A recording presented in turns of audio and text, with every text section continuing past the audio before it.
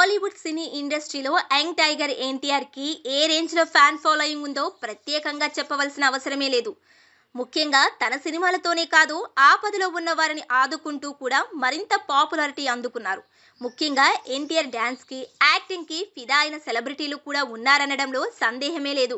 అందుకే ఎన్టీఆర్‌ను కలవాలని, ఆయనతో మాట్లాడాలని, కాసేపైనా ఆయనతో గడపాలని కోరుకునే అభిమానులే కాదు, సెలబ్రిటీలు కూడా ఉన్నారనడంలో సందేహం లేదు. బిజీగా గడుపుతున్న లైఫ్ లో చిన్న బ్రేక్ తీసుకొని ఎంజాయ్ చేయాలి అనుకుంటున్నారా? అయితే వెంటనే ఆర్వీ వెకేషన్స్ ప్రైవేట్ లిమిటెడ్ ని సంప్రదించండి. మరిన్ని డీటెయిల్స్ కోసం సంప్రదించండి 7997979960.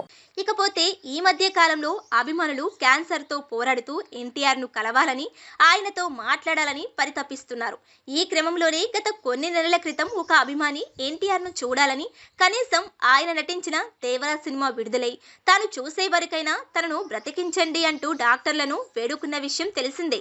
ఈ విషయం ఎన్టీఆర్ వరకు వెళ్లడంతో ఎన్టీఆర్ స్వయంగా ఆ అభిమానితో వీడియో కాల్లో మాట్లాడడమే కాకుండా ఆ అబ్బాయి హాస్పిటల్ ఖర్చు మొత్తం ఎన్టీఆర్ స్వయంగా భరించారు కూడా.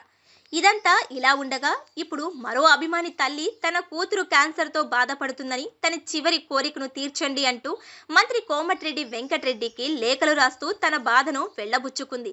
అసలు విషయంలోకి వెళితే తన అభిమాన హీరో జూనియర్ ఎన్టీఆర్‌ని కలవాలని తెలంగాణ హుజురాబాద్‌కి చెందిన ఒక క్యాన్సర్ పేషెంట్ కోరుకుంటుంది. ఆసుపత్రి బెడ్డుపై ఉన్న తన కూతురి చివరి కోరికను తీర్చాలి అంటూ ఆమె తల్లి సినిమాటోగ్రఫీ మంత్రి కోమటిరెడ్డి వెంకటరెడ్డికి లేఖ కూడా రాసింది. నా కూతురు స్వాతి బ్లడ్ క్యాన్సర్తో బాధపడుతుంది. జూనియర్ ఎన్టీఆర్‌ని కలిసి మాట్లాడడమే ఆమె చిరకాల కోరిక. దయచేసి ఆయనను కలిసే అవకాశం కల్పించండి అంటూ ఆ తల్లి రజిత లేఖ రాసి ప్రస్తుతం అందరినీ కంటతడి పెట్టిస్తుంది. మరి ఈ లెటర్ ఎన్టీఆర్ వరకు చేరుతుందా?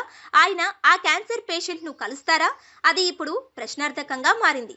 ప్రస్తుతం ఈ విషయం సోషల్ మీడియాలో వైరల్గా మారింది. ఎన్టీఆర్ సినిమాల విషయానికి వస్తే ఇటీవల దేవరా సినిమాతో ప్రేక్షకులను ఆకట్టుకున్నారు ఎన్టీఆర్. ఇప్పుడు ప్రశాంత్ నీల్ దర్శకత్వంలో ఎన్టీఆర్ 31 సినిమా చేస్తున్నారు. ఈ సినిమా తర్వాత దేవరా 2 సినిమాను అత్యంత ప్రతిష్టాత్మకంగా తెరకెక్కించబోతున్నట్లు సమాచారం.